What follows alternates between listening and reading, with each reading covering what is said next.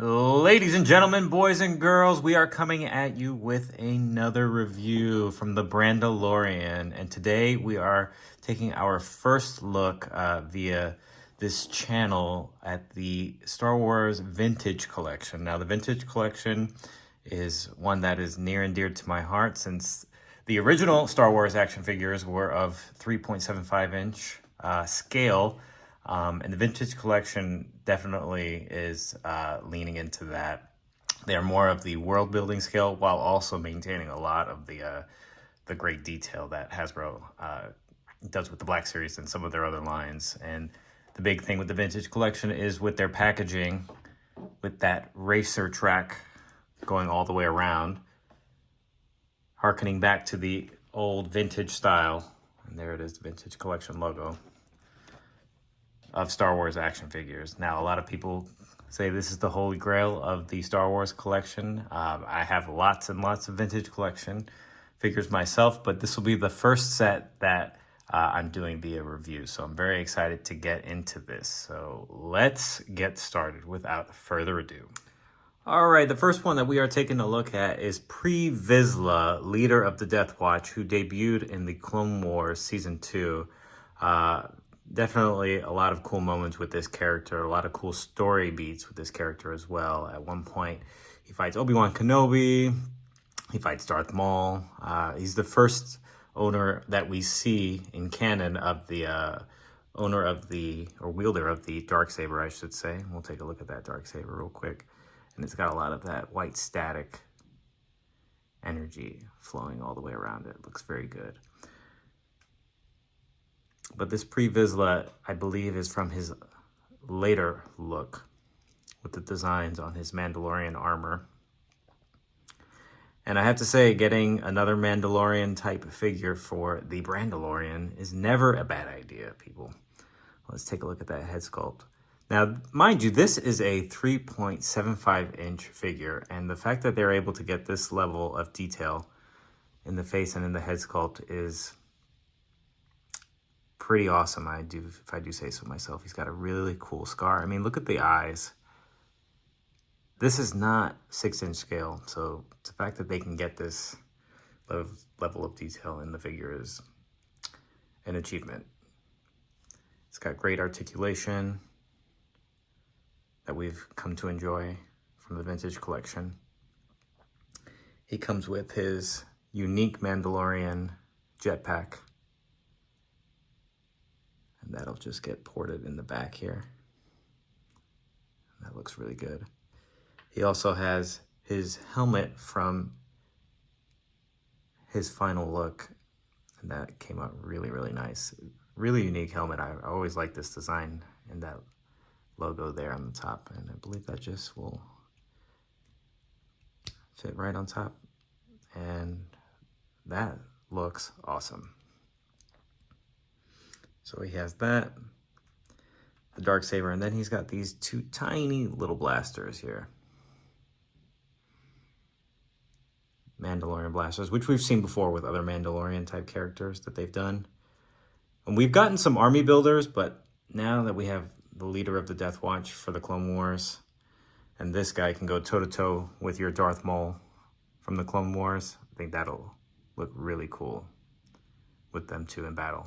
They had a really nice hand-to-hand combat scene when Darth Maul defeated Vizsla to take the Darksaber and rule Mandalore. If you haven't watched Clone Wars, get on it. Okay, so now we are going to take a look at the Grand Inquisitor from the live-action Kenobi series, Obi-Wan Kenobi, the series, the mini-series that was on Disney+.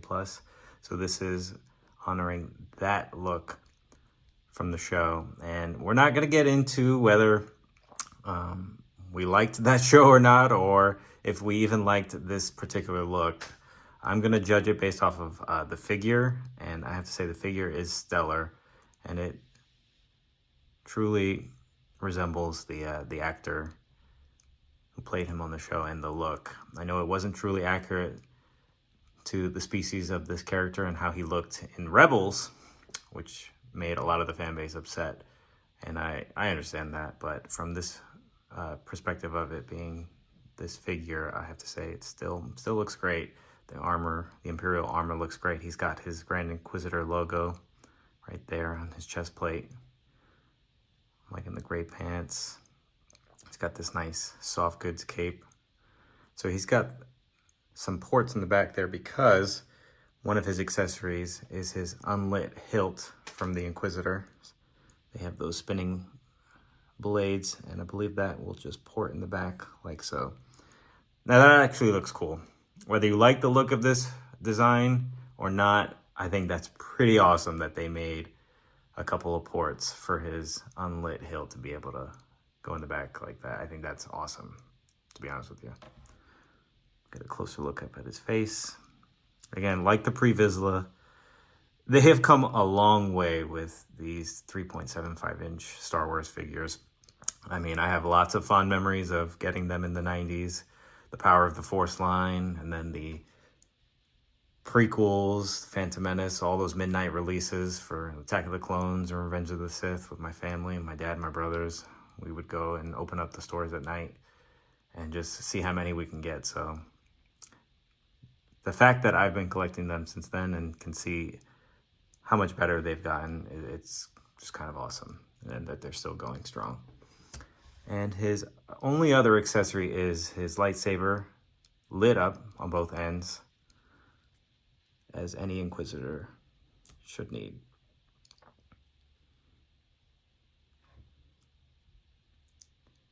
That is the Grand Inquisitor from the Obi-Wan Kenobi series. Okay, last but not least, we are going to take a look at Chopper, everyone's favorite droid with an attitude from the Rebels series, but this look is actually from the Ahsoka live-action series. Pretty faithful to his look in in Rebels. Very, very small droid. He's a lot smaller than your average astromech droid. Still has articulation on both legs. Spinning wheel there.